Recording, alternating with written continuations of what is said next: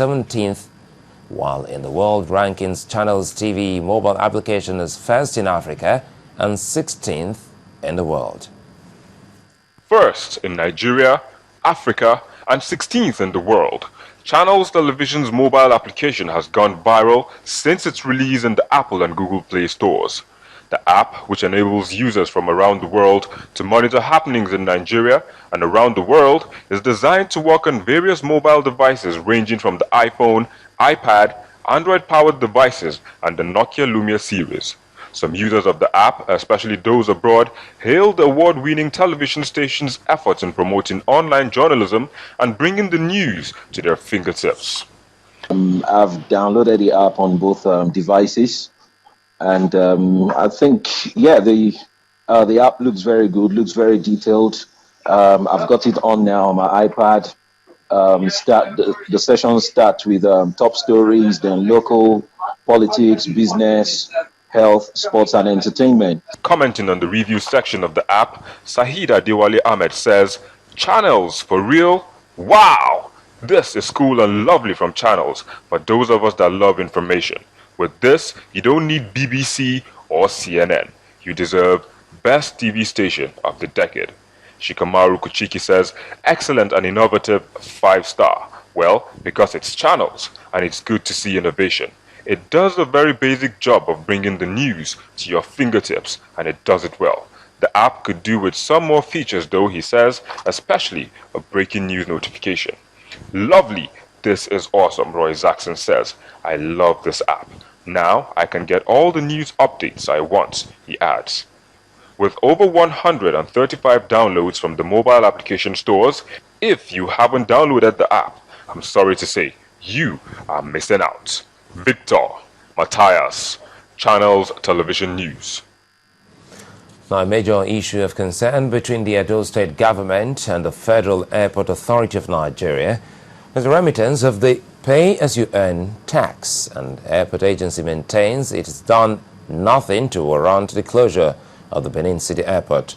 FAN insists that any organization with contending issues against it should explore meaningful channels of communication as airports across the country remain security zones.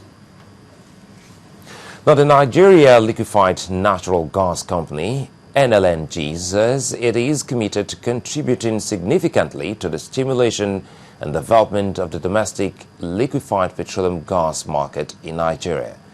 According to the managing director of the NLNG, Mr. Babs Omotoa, this is in line with one of the visions of the company, which is to get more Nigerians to switch to using cooking gas from kerosene and firewood. He noted that although Nigeria has the highest population in Africa and huge deposit of gas, the country ranks low in the use of LPG, which is safer and more environmentally friendly. The Stakeholders Forum, put together by the Nigeria Liquefied Natural Gas Limited, was an avenue for the major players in Nigeria's oil and gas industry to brainstorm on how to improve the industry. Officials of the company promised to continue to effect changes in the liquefied petroleum gas LPG markets. Now, what is the gain of our intervention into the supply market? First and foremost, from the graph there, you can see from 2007 to present, when we started with 40,000 metric tons, we have grown to over 120,000 metric tons in 2013, and it's growing by the day, particularly with now the injection of additional 100,000 metric tons, making it 250,000 metric tons. Besides evaluating the performance of NLNG, stakeholders at this forum also examined ways of getting more Nigerians to switch to using cooking gas rather than kerosene and firewood. Many Nigerians today still use firewood and kerosene for cooking. The health aspect of this is quite significant, especially respiratory problems, and many people still die from the fires that come. So the workshop is bringing stakeholders together, both from the public and the private sector, to look at the challenges that exist in the value chain and see how we can improve and increase the utilization of cooking gas in Nigeria. What we need to do is to then move to the next level where we ensure that the supply chain is actually freed up, because still today there is still a lot of bottleneck in the supply chain in terms of availability of infrastructure, the jetties, availability of cylinders, and the people's ability to actually make the crossover from using kerosene and firewood into using LPG. LNG and stakeholders at this event are developing new strategies which they say will involve partnering with non-governmental organizations to educate Nigerians, particularly those at the grassroots, on the need to switch from using kerosene and firewood to cooking gas. They maintain that kerosene and firewood are injurious to the health and environment, and cooking gas is much safer and in the long run more affordable than the two options. Linda Akibe, Channels Television News. First Bank, truly the first.